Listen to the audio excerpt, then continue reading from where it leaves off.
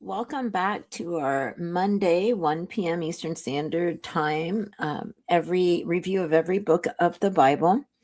I wanted to just make mention that I am working out of that chronological life application Bible. So it is going to be in a different order. Now, today would normally be Leviticus, but I am doing Numbers, and only because in chronological order, literally Numbers splits up and divides throughout Leviticus. Actually starts off around chapter 7 before Leviticus even starts of Numbers. So I opted to go with Numbers before Leviticus. So I just don't want anybody to get challenged by this. This is in way of the way the chronological life application Bible is going, but when I open up after Exodus, I only have a couple chapters of Numbers, like from 7 to 9, and then it goes into Leviticus. Then midway through Leviticus comes in Numbers 1 through conclusion, and then Leviticus, I believe, comes back in. So I'm going with Numbers, and it's good to be back. I had a little upper respiratory thing going on, my voice, and I was like, oh, we've got to get back on track. I did have a little wiggle room because there is more Mondays in the year than there are books of the Bible. So that is or I'm sorry, the smaller books of the Bible that I'll be doing, like all of the Johns together, and some of the, maybe even the first and second Timothy. So it'll work out by the end of the year. Either way, we will get through the book reviews before 2026 is up, or by the end, right at finish line. So, Father, we just thank you for our time together. I ask for your Spirit to be present and for you to help me to not only read word for word what is in this chronological life application Bible, but also to speak by your Spirit and add as you would have me to. We thank you for all minds being clear, for souls being ready. And God, as always, if anyone doesn't know you, your Son, the life of Jesus as Savior, may today be the day, even through a Bible book review, that your Spirit ministers in such a way to bring that precious gift to their confession, to their heart, to the belief of their soul, God, and into the future of walking with you all the days in this earth. Again, help us to study to show ourselves approved and retain what you'd have us to retain, and just finish our course well and strong in you, God, especially in this platform and where we're coming together on Mondays to go over the books of the Bible together. I pray blessings to each one, God, and to our study time. And again, that your voice would be loud and clear during our time together. Thank you, God. We love you in Jesus' name. Amen. All right. Well, welcome back, everyone. And thank you for your prayers and just being there for me and being available to walk through things with me. So Numbers, this is a 40-year journey to the promised land. And Numbers is actually an overview of Numbers. So the children of Israel had wandered in the wilderness for 40 years. And the book of Numbers actually brings in the story of this. Moses and Israel's journey from Mount Sinai. And this is right around where Leviticus ends. But again, chronologically, Numbers, a portion of Numbers comes in first, to all the way to up to the promised land of Canaan. Now, the journey was only supposed to take a couple weeks, and it turned into 40 years. Why did it take 40 years? Well, as the people are venturing they're dealing with all kinds of soul issues. God's dealing with them. There's a lot going on. But sometime in the journey, Moses ends up sending out spies to scout out the land, especially for this invasion. And the people that are in the land now feel like it's theirs. They've obviously occupied it. So Moses has to send the spies in to see what they're coming up against to possess this land that God said was theirs. So all the spies except two come back, and they're just in a state of disarray. Can't do it. Too big for us. Too much. saying they're too powerful for Israel to even take this on, except for two, which we know to be Joshua and Caleb. But anyway, through the 10 spies coming back with that report, it leads to a revolt. The people actually refuse to go in to take the land, and God honors them, and he literally makes a declaration and speaks that they're going to all die in the wilderness, and that the land will be taken by the next generation, so their children, in other words, instead of by them. Now in Numbers we see God as Yahweh, and Moses as a prophet. He's a leader to Israel. He is the primary voice. That's why we say prophet for God to his people. And we see all through with Moses and God's relationship, we see this dialogue of conversation, like a friend's talking to a friend, and God even lets us know God spoke to him face to face. We have Aaron, which is Moses' brother, which we know to be the high priest. Eleazar is Aaron's son, and he actually is to take the place when Moses passes. Balaam, or Balaam, how I say Balaam.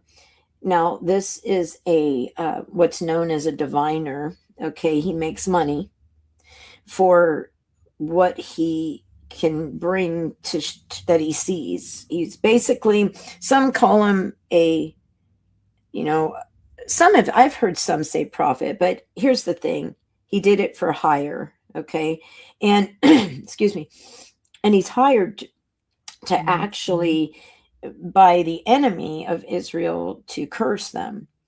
Then there's Joshua. Now this is the aide to Moses, and one of the spies that actually came back with, "We got this," and God is going to. We'll learn that he becomes we know he becomes the successor to Moses of the Lord.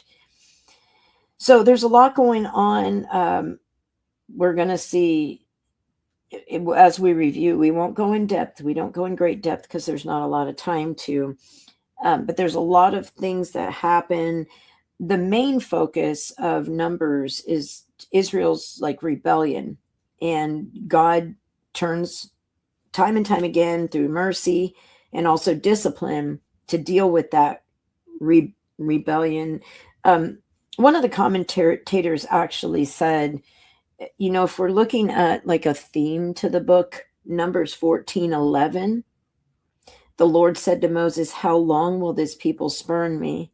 And how long will they not believe in me, despite all the signs which have performed in their midst?" So this is just straight out rebellion. They're rebelling against God, and they rebel against Moses throughout this book of Numbers. We know them too. We know they complain constantly. Food.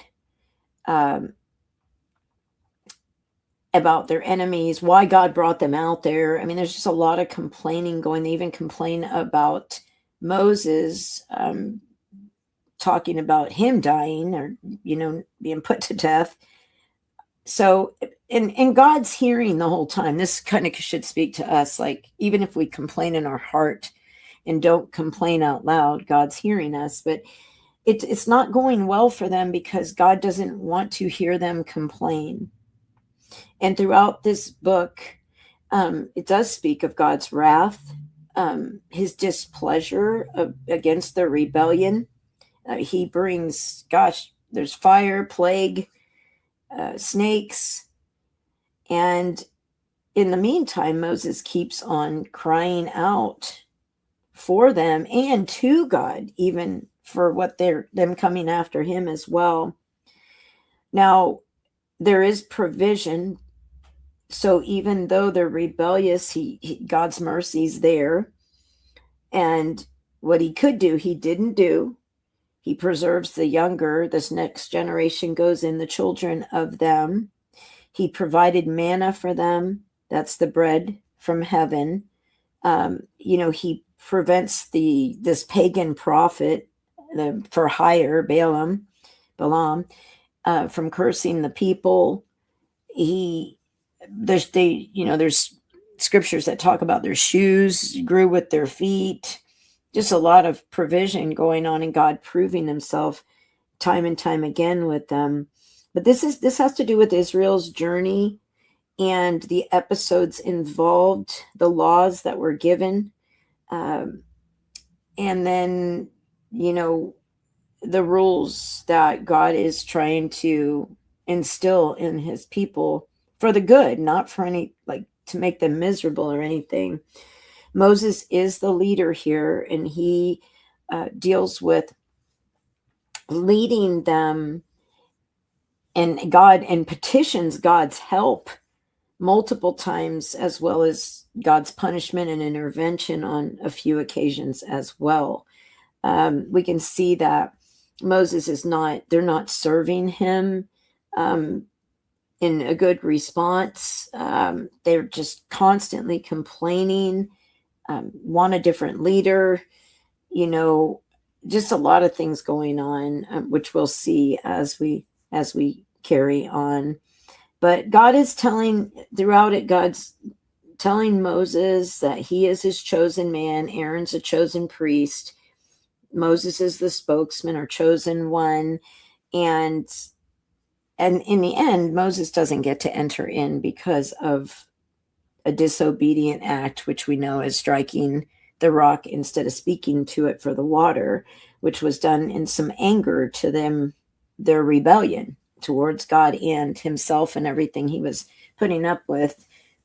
He does react in disobedience. So now with Abraham, God had promised him that his descendants would inherit the land, and would be blessed. So all of this is spilling over from God's promise to Abraham to bless him and to curse Abraham's enemies, to bless Abraham's blessers. Even though we don't see the book itself bringing up Abraham, we do see the fulfilling of the promises in this book of Numbers as we read on. Now, Numbers here is known to be the fourth book of the Pentateuch. If I'm probably not saying that right, but it's the original story. So if you read Numbers, okay, without familiarizing yourself with Genesis, Exodus, and next week we'll do Leviticus, then you're going to miss a lot because it's supposed to flow together in the text. Now, if you're reading just regular, not chronological, you wouldn't read Job where Job was placed, and you would be reading Leviticus right now. So keep that in mind as well. But God has made these promises to Abraham, and he is the patriarch of Israel. He promised that his descendants would be given the land of Canaan, and that the nations would actually be blessed through him. And that, again, we know God said he'll bless those that bless you and curse those that cursed you. And this is where the expansion of Abraham's family expands past Genesis and the start of Exodus and continues to grow. Now, here, Moses, when he comes on the scene in Exodus, and he's speaking on God's behalf to Israel and also into Egypt and Pharaoh. So it's God who ends up freeing Israel, leads them to the wilderness, and then he makes an agreement with them. And the people are all aboard until they get uncomfortable and, of course, flesh the atmosphere, what they're walking through. They start to remember what they used to have, things like that. So, but here in the beginning, we have Numbers chapter 1 all the way to chapter 10 is this preparation for them to vacate Sinai. And the reason for the name Numbers is this: he's taking a census of the people. So they've been camping in the wilderness, and it's time for them to move on.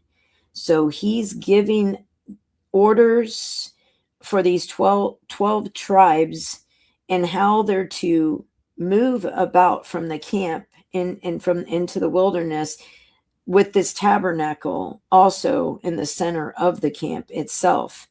So we see new rules and laws. A bunch of things are happening here from Numbers 10 through Numbers chapter 12. About midway, they're traveling. It's not a pleasant journey for them. They're complaining against God. God actually sends fire and a plague. Moses's brother Aaron and sister Miriam speak out against Moses here, and then Miriam gets afflicted with leprosy for doing that, and Moses intercedes for her and out of the camp until it clears. So there's a lot going on from Sinai to Paran. And then from Numbers 13 to 19, now this is approximately halfway to Canaan. This is where the spies get sent out. Joshua and Caleb are the ones with the good report. They come back, we got this, but the other 10, no way. Scared too much. They're too big. They're too powerful. And of course, the people we know lean towards the 10. And Israel actually rejects the land, this generation of Israel. So with that said, they refuse to take it. God says, okay, now you're going to die out here, and I'm going to go ahead and just give it to your children so it stays in the family, but it's not them, their generation. Numbers 20 and 21, this is where Moses disobeys God. So he now gets kept back from going into the promised land. He gets to see it from afar. So this is Paran to Moab. And then Aaron dies. So his son takes his place.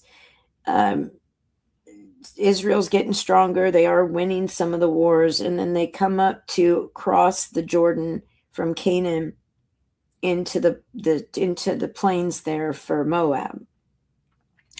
Numbers 22 through 36, they make camp right after they cross over the Jordan River from Jericho.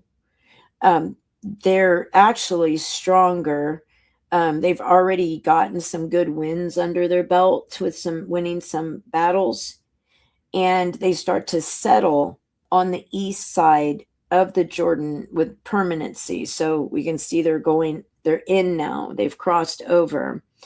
Now, by then, the other nations are seeing what's happening. They hire Balaam to curse Israel, which we know it doesn't work because God had already put a promise to Abraham.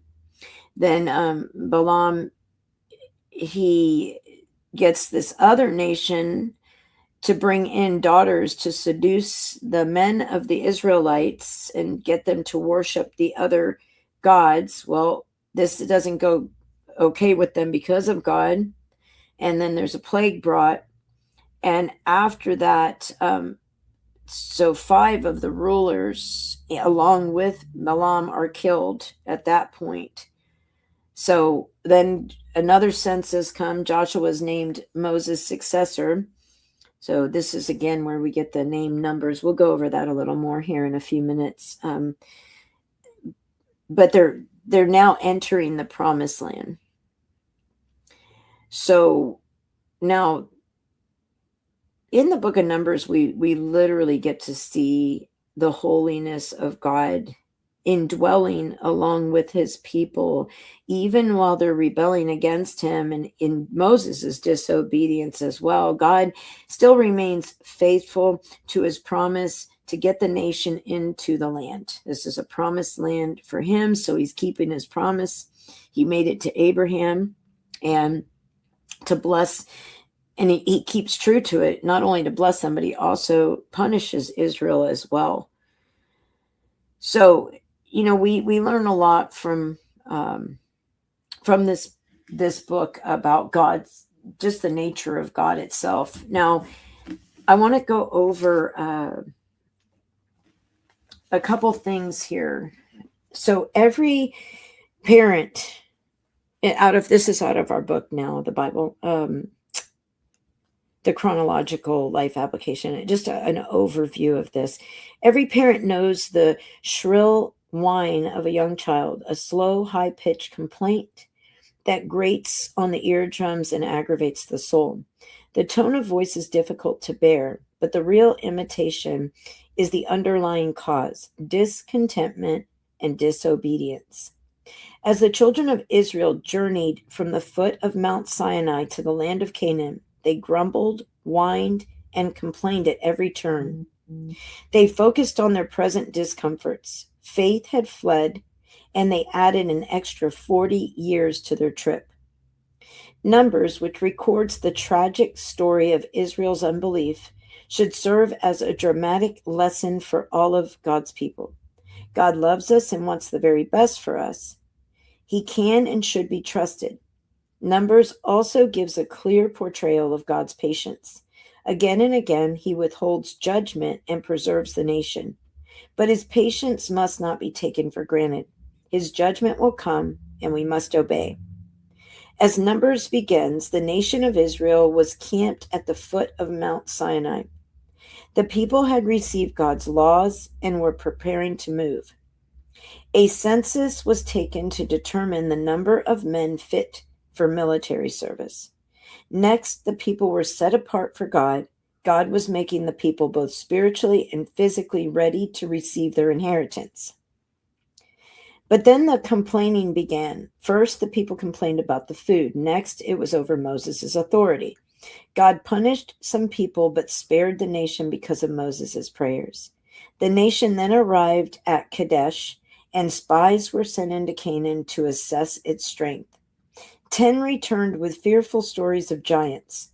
Only Caleb and Joshua encouraged the nation to go at once to take the land. Numbers 13:30. The minority report fell on deaf ears, full of the message of the majority, the opposing message. Because of their unbelief, God declared that the present generation would not live to see the promised land. Thus, the wanderings began.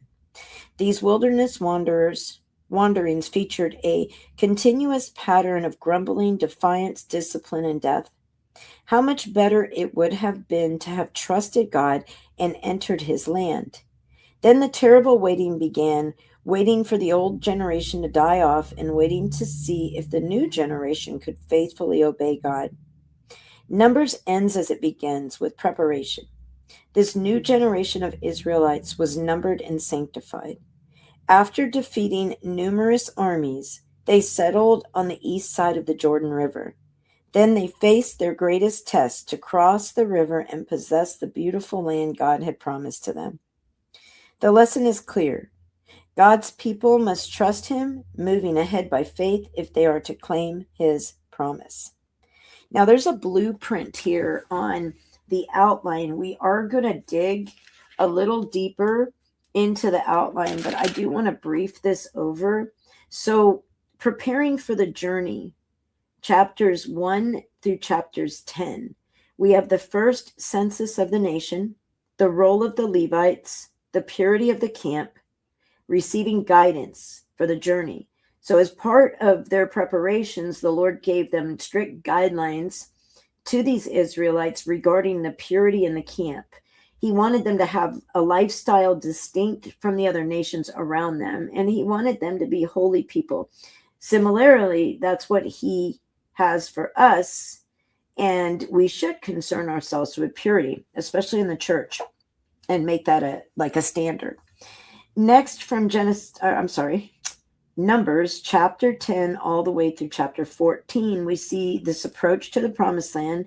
The people are complaining. Miriam and Aaron literally oppose Moses, and the scouts incite rebellion. So what we see here is the Israelites were prevented from entering the promised land because of their unbelief, the word teaches us.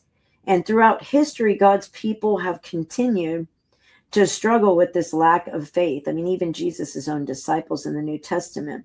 So we have to prevent unbelief from gaining a foothold in our own lives, for it will keep us from enjoying those blessings that God has promised. Now, from chapter 15 to 21, there's the wanderings in the wilderness. So we have additional regulations are put into place. Many of the leaders rebel against Moses. And then there's the duties given to the priests and Levites. And then, of course, the new generation. So when the people had complained against God and criticized Moses, they were very severely punished. Over 14,000 people died at this result of rebellion against Moses. And as a result of Korah's rebellion, Korah, Dathan, and Abiram and their households died, along with 250 false priests. So dissatisfaction and discontentment. So if we, here for them, it was allowed to remain, and this was the cause and effect of this and what God brought. But we shouldn't let it remain in our lives either, because it can lead to disaster at some point. We have to learn to refrain from complaining and criticizing, especially our leaders. God's the one that appoints them if they've truly been appointed of God. Now, here from the rest of it, chapter 22 through 36, there's a second approach to the promised land.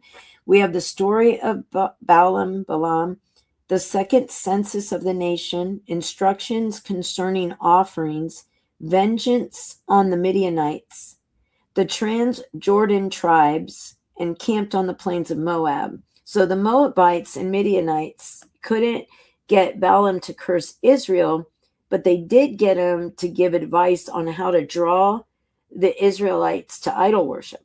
So Balaam knew what was right, but he gave into the temptation of this material reward or rewards, and then he sinned, which was his nature. So knowing what's right alone isn't enough. We have to actually obey and do what is right. Now, on a census, just to explain this a little bit more to you, because numbers it's a big portion, a big part of this. What it was actually Moses counted the Israelites two times. So the first census organized the people into marching units, and that was to better defend themselves. The second prepared them to conquer the country east of the Jordan River. So the people had to be organized, trained, and led to be effective in this movement. And it was always wise, or is wise, to count the cost before, as the word says, setting out on any kind of a big undertaking such as this. So when we're aware of the obstacles before us, we can more strategize and easier avoid them. There's this, now the theme on the rebellion, well, at Kadesh, there's these 12 scouts. They're sent out into the land to report on the fortifications of the enemies. So when the scouts return, you may hear this a couple more times, but it was 10 of them that were like, hey, we need to give up. We need to go back to Egypt. So the people refused to enter the land because of that. And now they're faced with a choice. So Israel actually rebels against God. This is where the rebellion came in. And it didn't start with uprising, but with like griping and murmuring against both Moses and God. And rebellion against God is a serious matter. So it's not something to take lightly. His punishment for sin is often very severe, or the consequences given over to the enemy, to our lives. So, in the new covenant promise, our rebellion doesn't usually begin with an all-out battle or warfare. Okay, it's usually subtle, griping, criticizing. So we want to make sure that these negative comments we make are not coming from rebellion and or a rebellious spirit. Now, another theme here was wandering. So we have the census, the rebellion, the wandering. Well, this is because they rebelled. So they wandered 40 years. And this story itself and the wandering shows how severely God will and can punish sin. 40 years was enough time for all of those who held on to these Egypt's customs and values to die off. It gave time to actually train up the new generation in the ways of the Lord. So God's judging sin harshly because he's holy. And the wanderings in the wilderness did demonstrate how serious God considers like flagrant disobedience of the commands. And then the last here, the theme is Canaan. Canaan is the promised land. And it was the land God had promised to Abraham, Isaac, and Jacob, the land of the covenant. So Canaan was to be the dwelling place of God's people, those that were set apart for the spiritual worship. And although God's punishment for sin was very severe and is often severe, he does offer reconciliation and hope, especially through his son in our new covenant life. It really is his love, and it is amazing. But just as God's love and law led Israel to the promised land, he does desire to give purpose and destiny to our lives. We have to move sin out of the way. Like, that's first and foremost. So now let's go on into breaking down Numbers some. And again, I'm weaving this through Leviticus because it is the chronological. We'll do Leviticus next week, though. We start out here in the book of Numbers in chapter 1. We see they're preparing for the journey to the promised land. Now, this is the outline, by the way, in the chapter itself, and weaving throughout the pages here. So at Mount Sinai, the Israelites received specific directions for their lifestyle in the new land that God was giving to them. So the people were now prepared to continue their journey to the promised land just over 1 year from when they were rescued from the slavery in Egypt. And just as the Lord prepared the Israelites, he prepares us in the same way for our journey through life. His hand is upon it. His will is coming forth. The first census of the nation, which is actually referred to also as a registration, this is of Israel's troops. So before the people actually set out from Sinai, there's this census to determine the size of their armies and organize them for the move into the promised land. So here in chapter 1, it starts off with the registration of these troops, and this is by tribe. Now, when we get into Numbers chapter 2, there's an organization going on for Israel's camp. And this, again, keep in mind, the tabernacle is in the center. The tribes are around the outside. The priests are on the inside. Like, you can look up a tabernacle like image and or Google search, and you'll be able to kind of get a positional idea. Me explaining it is not doing it justice, but reading Numbers, God was very specific of the placement of who stands where and who does what. So chapter 2 has the organization of this camp. And then as we go into chapter 3, what we see is the role of the Levites. Now, the Levites were a special tribe in Israel. They were set apart specifically and distinctly for service to God and his people. So the priests came from this tribe. But not all Levites were priests. So here God details the roles of the other Levites in the life of his people. So the Levites in the first chapter, in the beginning, 1 through 13 of 3, are actually appointed for service.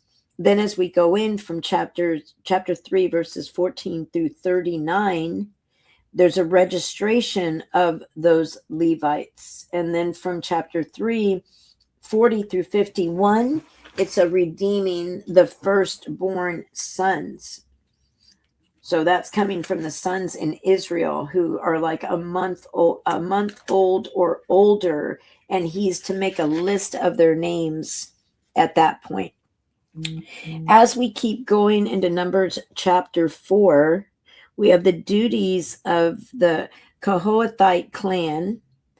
And then in 21 through 28 of chapter 4, the duties of the Gershonite clan.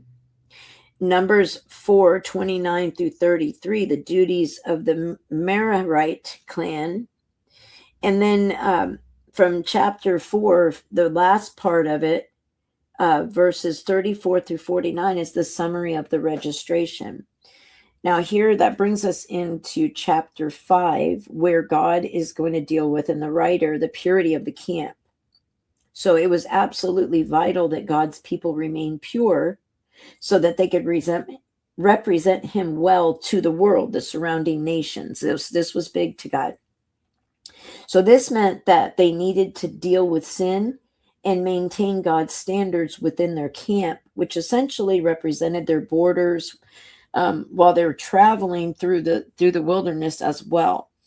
So in chapter 5, as it starts out with the first 10 verses, this is dealing Moses and the Lord specifically with purity in Israel's camp. Now, as we come into verses 11 through 31, there's a protection coming towards marital faithfulness.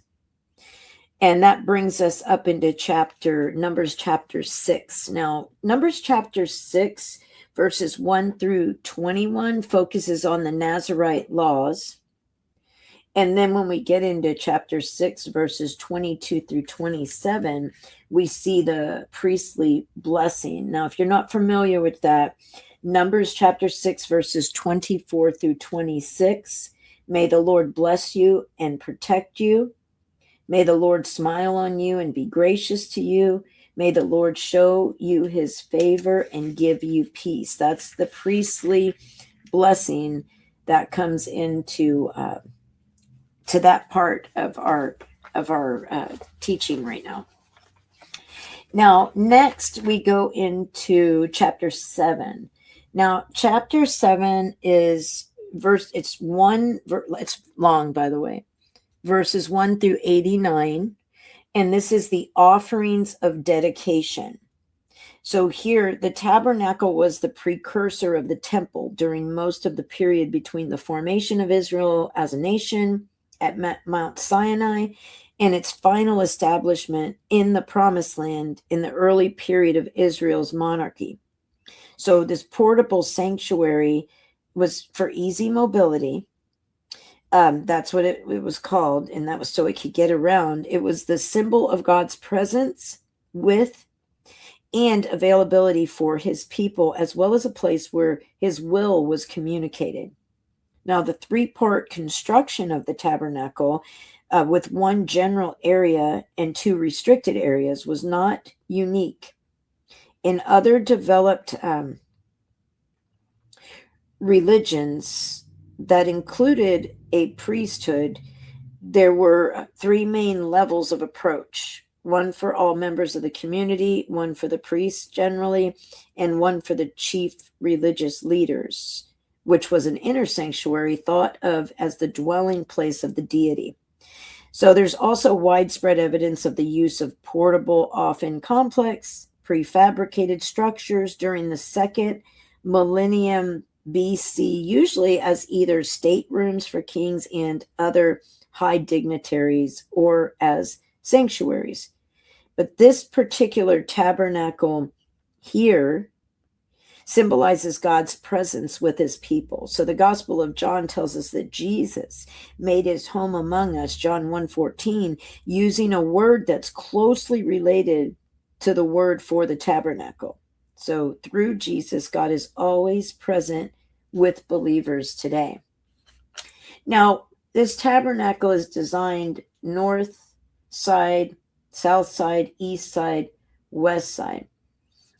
Very beautifully arranged. Inside of the tabernacle, we went over this pretty, not thorough, but in Exodus, if you weren't with us for that, in the inner parameters of this walled-in tabernacle, remember, it's portable to be able to take it and travel and move. We have the tabernacle courtyard. That's where all of this is set up.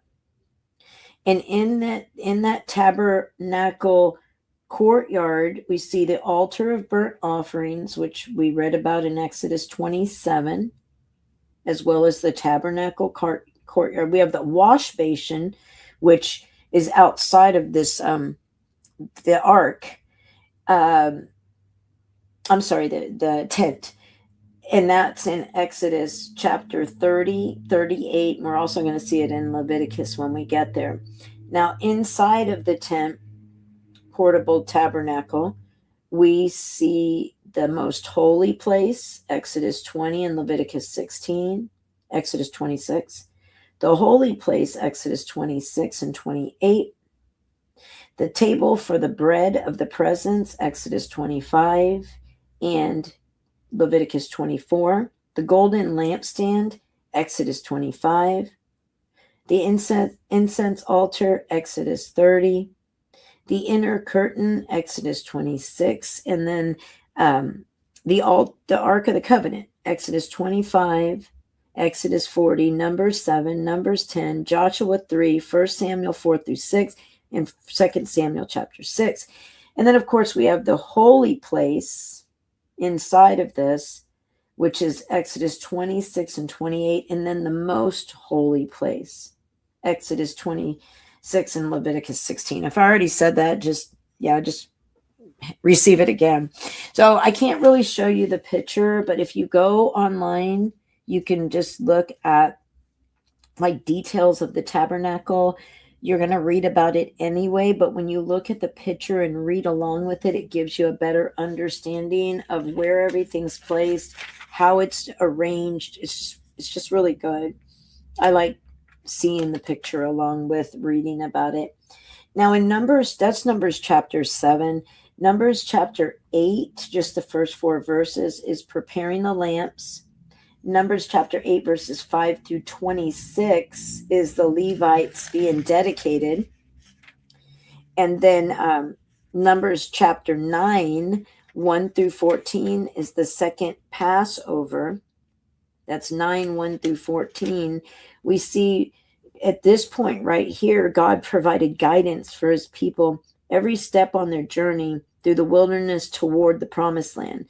So while we can't always see a cloud like the Israelites did, God still guides his people today through the Spirit, the Word, and the church.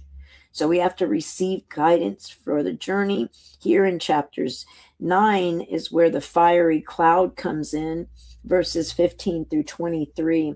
And actually, let me read this. Numbers 9, verses 16 and 17. At night, the cloud that covered the tabernacle had the appearance of fire. Whenever the cloud lifted from over the sacred tent, the people of Israel would break camp and follow it. That's Numbers chapter 9, verses 16 and 17. Now, as we go into Numbers chapter 10, he speaks on the silver trumpets in chapter 10. That's Numbers chapter 10. That's just the beginning. So here in this part, we have the approach to the promised land. The Israelites approach the promised land. Moses sent leaders to scout out the land. We've already gone over that. The scouts have that discouraging report. Joshua and Caleb are like, it's a bountiful country. The other ones are saying, yeah, but the people living there are too powerful. We can't fight them. And although Joshua and Caleb disagree, they're outnumbered by the 10. The Israelites already got issues. So they made up their minds. They start complaining. Punishment starts for their lack of faith. And God just condemns them. He literally punishes and condemns them that they will wander in the wilderness for 40 years. So, and it would be their children that go in. Now, in spite of everything and all the amazing things God's doing for the people, they would often and almost regularly complain to Moses about all these difficulties they're facing. And then by doing that, they were rebelling against Moses too, but they're rebelling against God's plan, because this is God's plan for them. So even Aaron and Miriam, Moses' siblings, and the leaders of the nation are all complaining about his leadership. So, they can't see the blessings because their eyes are focused on the wrong thing. Here in same chapter 10, verses 11 through 36, we see the Israelites leave Sinai. They leave for the remainder of chapter 10. Something that I did want to point out while we're here. I'm going to be jumping ahead just a little bit, but Israel's complaining. In Numbers chapter 11, verse 1, they're complaining about the hardships. And the sin to that is they complained about their problems instead of praying to God about them. The result was that thousands of people were destroyed when God sent that plague of fire to punish them. In the same chapter, verse 4, chapter 11, Numbers 4, they complain about the lack of meat. So they lusted after things they didn't have. This is sinful. And then God sent quail even. But the people began to eat. As they did, God ends up striking them with a plague. So he gave them what they wanted, but not without punishment. Then when we get into Numbers chapter 14, which we're not all the way there yet, but verses 1 through 4, I just want to talk about this complaining and sin. Here they complain about being stuck in the wilderness, facing these giants of the promised land and wishing to return to Egypt. And their sin there is this open rebellion against God's leaders and the failure to trust in his promises. And then everyone who complained was not allowed to enter the promised land, being doomed to wander in the wilderness until they died. We see complaints again in Numbers chapter 16, verse 3, and they're complaining now about Moses and Aaron's authority and leadership. And the sin here, they're greedy for more power and authority, different kinds. And the result of that was the families, friends, and possessions of Korah, Dathan, and Abiram were swallowed up by the earth. Fire actually burned up the 250 other men who rebelled as well. In Numbers chapter 16, verse 41, we see them complain that Moses and Aaron caused the deaths of Korah and his conspirators. And the sin for this is they blamed others for their own troubles. God began to destroy Israel with a plague. Moses and Aaron made atonement for the people, but 14,700 of them were killed. And then in Numbers 20, verses 2 and 3, they complain about a lack of water. The sin there was they refused to believe that God would provide as he had promised, and Moses sinned along with the people. So this had even barred him from entering the promised land. And then finally, the other complaint we see is in Numbers 21:5, that God and Moses brought them into the wilderness to die. And the sin here is they failed to recognize that their problems were brought on by their own disobedience. It's blame shifting, excuses. And God sent poisonous snakes at that time that killed many people and seriously injured many others. So chapter 11, the people continue complaining. Now they're complaining to Moses, verses 1 through 15. 16 through 30 in chapter 11, Moses chooses 70 leaders. Probably one of the best things done there to help him to handle the complaints and the problems between the people. And then in 31 through 35 of chapter 11, this is where the Lord sends the quail. Now, a lot of people, they know Aaron as the brother, but where does Miriam come in? Well, she's the sister. And here, when we first come on the scene of hearing about Miriam, she's involved in one of history's most unusual, sibling watch babysitting type of jobs. She's watching her younger brother, infant, float on the Nile River in a waterproof cradle.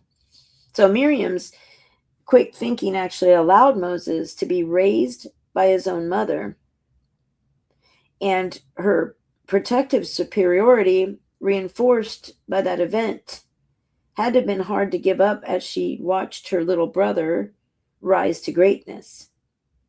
Now, Moses's choice of a wife actually gave Miriam an opportunity to criticize. The real issue was not the kind of woman Moses had married. It was the fact that he was the most important man in Israel. Has the Lord spoken only through Moses? Hasn't he spoken through us too? Numbers chapter 12, verse 2. Those are Miriam's words. No mention is made of Moses' response at all, but God had a quick answer for Miriam and Aaron. Without denying their role in his plan, God clearly pointed out his specific relationship with Moses. Miriam was stricken with leprosy as punishment for her insubordination. But Moses, true in his character, intervened for his sister, intercession, so that God healed Miriam. Before criticizing anyone, we have to pause, right? And see if we have anything and what our motives are in doing so. It's not that we never will do it. What is my motive? What is your motive? Because if we don't check the motive, it can bring disastrous results. So some things that are labeled, some things are constructive criticism and very much needed, while other things labeled that can actually be like destructive jealousy. Because the way to raise ourselves is oftentimes by criticizing someone else if we have wrong motives in us. Now, for Miriam, she had some strengths and accomplishments. She was a quick thinker under pressure. She led the people alongside Moses and Aaron. She led the people in praises to God, and she was actually God's prophetess. The weakness isn't mistake. She was jealous of Moses' authority, and she openly criticized Moses' leadership. Something we can learn from her life. The motives behind criticism are often more important to deal with than the criticism itself. Now, she was from Egypt, Sinai Peninsula. She was a leader, and she's known to be a songwriter and a prophetess. And her relatives are her brothers, Aaron and Moses. So now, Miriam's story is told in Exodus chapter 2, verse 15, and in Numbers chapter 12, and then in chapter 20, verse 1. She's also mentioned in Deuteronomy, and in 1 Chronicles and Micah. Deuteronomy 24, 9, 1 Chronicles 6, 3, and Micah chapter 6, verse 4. As we come into Numbers chapter 12, we see the complaints of Miriam and Aaron against Moses. That's chapter 12, which brings us to chapter 13 of Numbers. So the scouts incite rebellion. And this is, again, at the edge of the promised land. They come back with that report. The people are afraid. They rebel. They refuse to enter the promised land because they failed to trust in God's promise. So that generation of Israelites was forced to wander in the wilderness for 40 years. Now, in Numbers chapter 13, immediately after this, during this time, we see, in chapter 13 and 14, the 12 scouts explore Canaan. Numbers chapter 13, verse 1 through 24. Chapter 13, 25 through 33, the scouting report comes back. Numbers chapter 14, verses 1 through 12, the people rebel. So that's the chapters where all of this is going on. Numbers chapter 14, verses 13 through 25, Moses intercedes for the people. And then Numbers 14, 26 through 45, the Lord punishes the Israelites. Now, just to highlight Caleb here. So this is a voice of the minority, one out of the 12, and one of two that actually had a good report to come back. So he was unchanged about it. He had the character of God. God is truth. And what he says is the last word, God. And Caleb understood this. Caleb was not so much a man of great faith as a man of faith in a great God. So his boldness rested on his understanding of God, not of his confidence in Israel's abilities to conquer the land. So he couldn't agree with the majority, because that would be to disagree with God. So his strengths and accomplishments were one of the 12 scouts sent by Moses to survey the land of Canaan, one of only two of them who left Egypt to enter the promised land and express faith in God's promise in spite of apparent obstacles. The lessons we can learn from Caleb: majority opinion is not an accurate measurement of right and wrong. Boldness based on God's faithfulness is appropriate.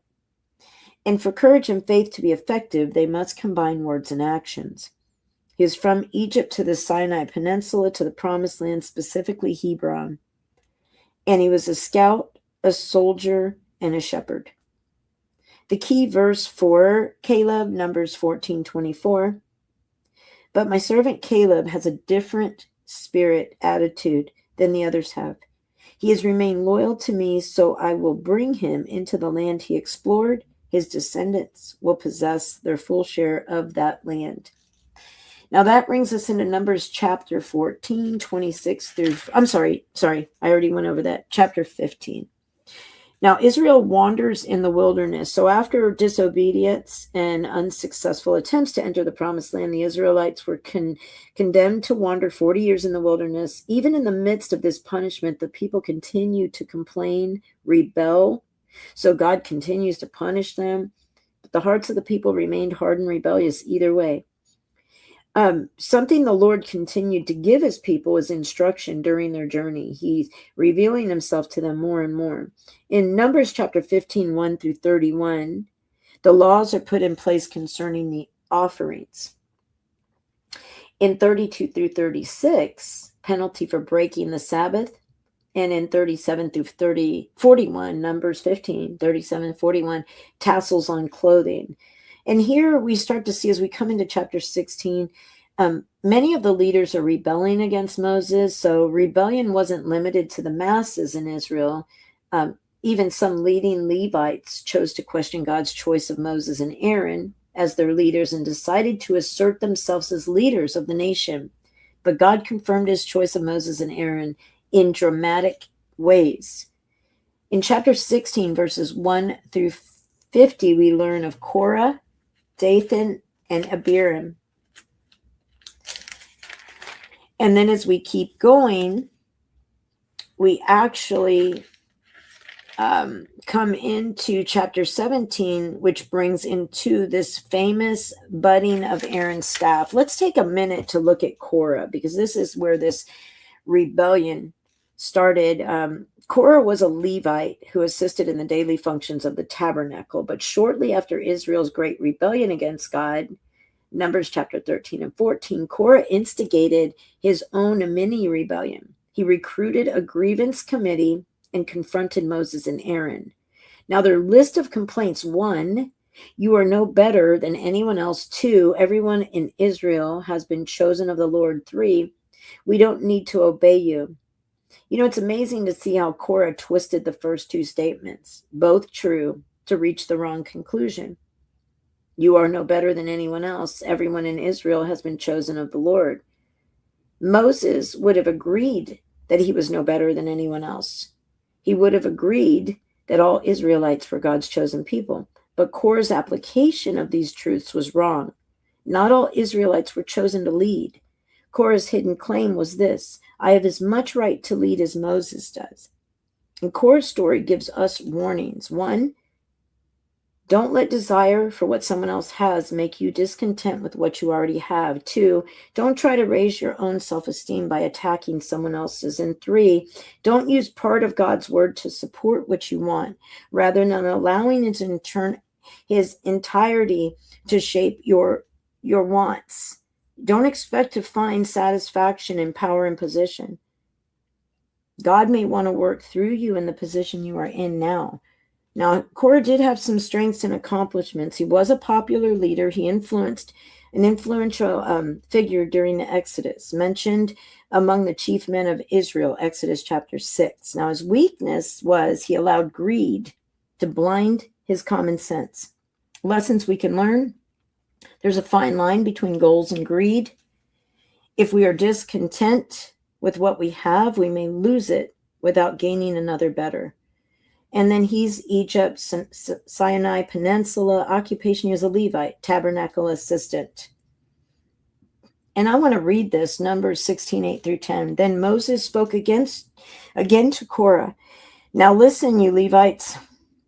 Does it seem insignificant to you that the God of Israel has chosen you from among all the community of Israel to be near him, so you can serve in the Lord's tabernacle and stand before the people to minister to them?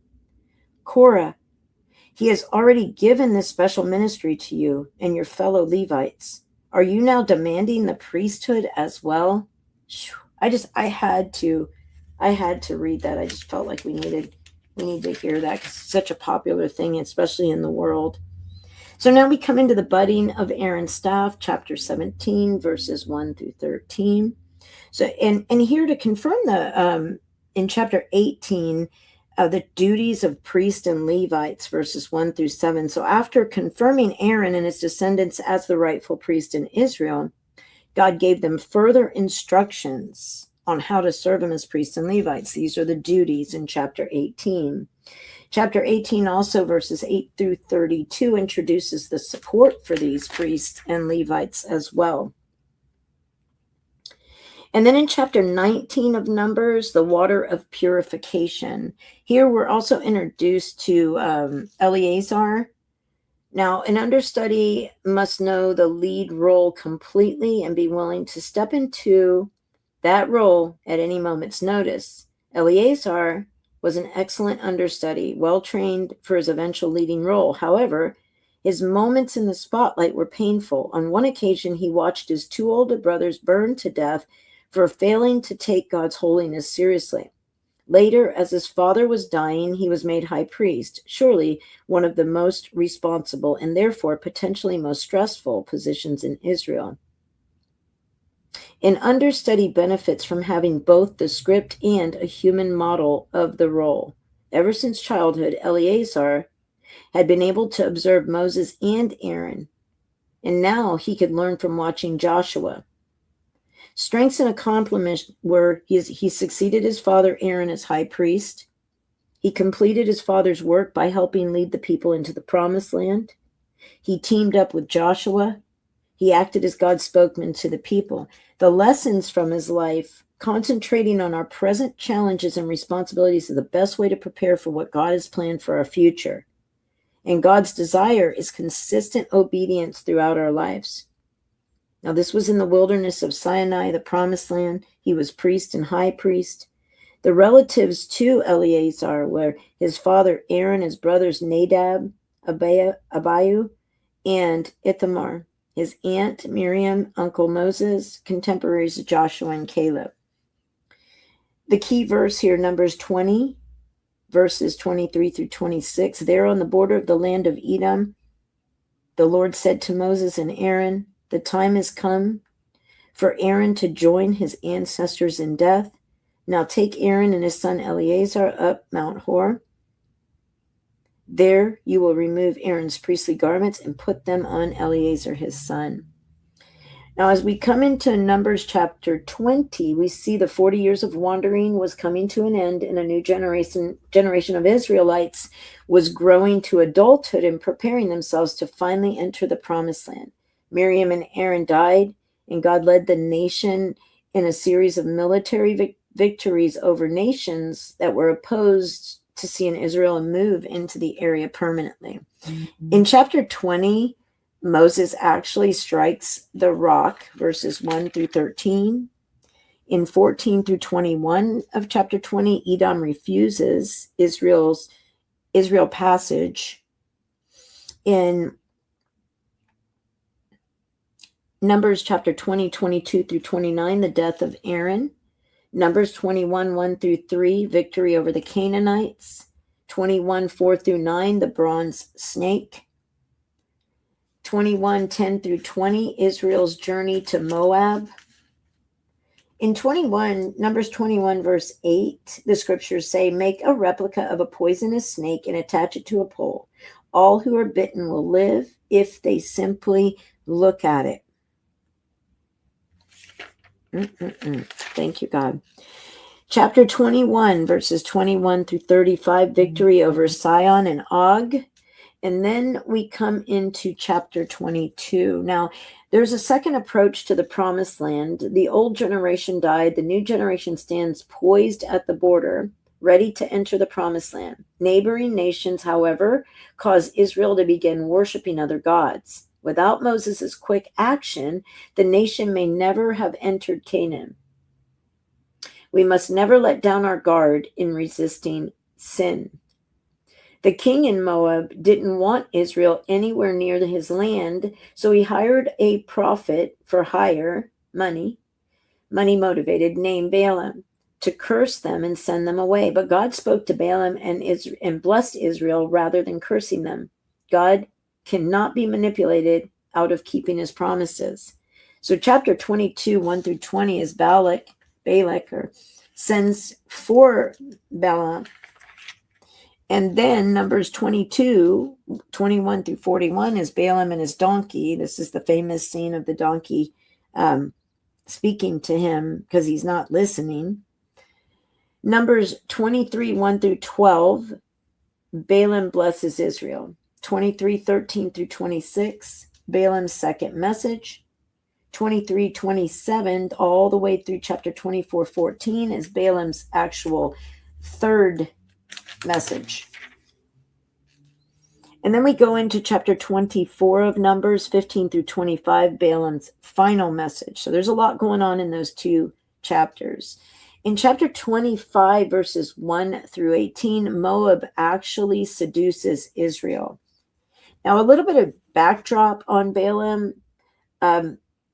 He's an Old Testament man character, not one of God's chosen people, but he's willing to acknowledge that Yahweh, the Lord, was indeed a powerful God. But he didn't believe in the Lord as the only true God. His story exposes the deception of maintaining an outward facade of spirituality over a corrupt inward life. Balaam was a man ready to obey God's command as long as he could profit in doing so. This mixture of motives, obedience, and profit eventually led to Balaam's death. And although he realized the awesome power of Israel's God, his heart was occupied with the wealth he could gain in Moab. There he returned to die when the armies of Israel invaded. His strengths and accomplishments, widely known for his effective curses and blessings, he obeyed God and blessed Israel in spite of Balak's tribe. His weakness and mistake, well, he encouraged the Israelites to worship idols. Numbers chapter 31, verse 16. And he returned to Moab and was killed in war. Lessons we can learn: motives are just as important as actions. Your treasure is where your heart is. He lived near the Euphrates River, traveled to Moab. He was a sorcerer and a prophet because he did it for gain. His relative was his father was Beor. And his contemporaries, Balak, the king of Moab, Moses, and Aaron. Now, here as we continue on, there's a second census of the nation. So Israel had done a census when they first left Sinai, and after 40 years in the wilderness and the death of nearly everyone from that generation, it's time to do another one. So this generation would be ready to follow God into the land he had promised their ancestors. So chapter 26, 1 through 4 is the second registration of Israel's troops. Then in 26, 5 through 11, numbers the tribe of Reuben. 26, 12 through 14, the tribe of Simeon. This is the census counting. 26, 15 through 18, the tribe of Gad. 26, 19 through 22, the tribe of Judah. Numbers 26, 23 through 25, the tribe of Issachar. Numbers 26, 26 and 27, the tribe of Zebulun. Numbers 26, 28 through 34, the tribe of Manasseh. Numbers 26, 35 through 7, the tribe of Ephraim. Numbers 26, 38 through 41, the tribe of Benjamin. Numbers 26, 42 through 43, the tribe of Dan. 26, 44 through 47, the tribe of Asher. Numbers 26, 48 through 50, the tribe of Naphtali. And Numbers 26, 51 through 56, results of the registration. And then finally, in conclusion, Numbers 26, 57 through 65, the tribe of Levi. And that takes us to Numbers chapter 27. Verses 1 through 11 are the daughters of Zelophehad. And Numbers 27, 12 through 23, Joshua actually is chosen to lead Israel.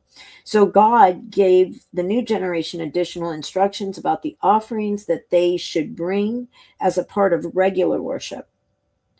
And then in chapter 28, 1 through 8 of Numbers, we see the daily offerings.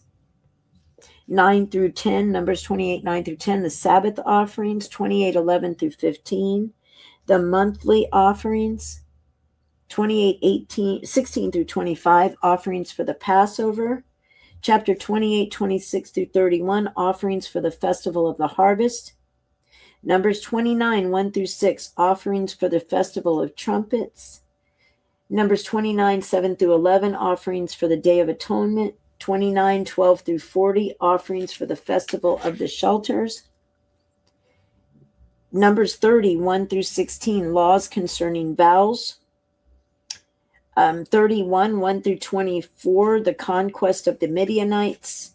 We have this vengeance on the Midianites in preparation for their conquest to the promised land. God led the Israelites to conquer the Midianites for their attempts to get Israel to worship other gods.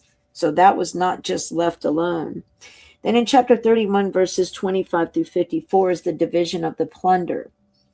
Now, as we go on into chapter 32 of Numbers, we see that Israel has grown very large, and some of the tribes chose to settle in the land east of the Jordan River rather than cross into the promised land with the rest of the nation. So they agreed to help the rest of the nation conquer the land before returning to their own new homes on the other side. They didn't want to go over into it. So in chapter 32, verses 1 through 42, some tribes settle east of the Jordan River. Even they go in to help, they go back to their homes there.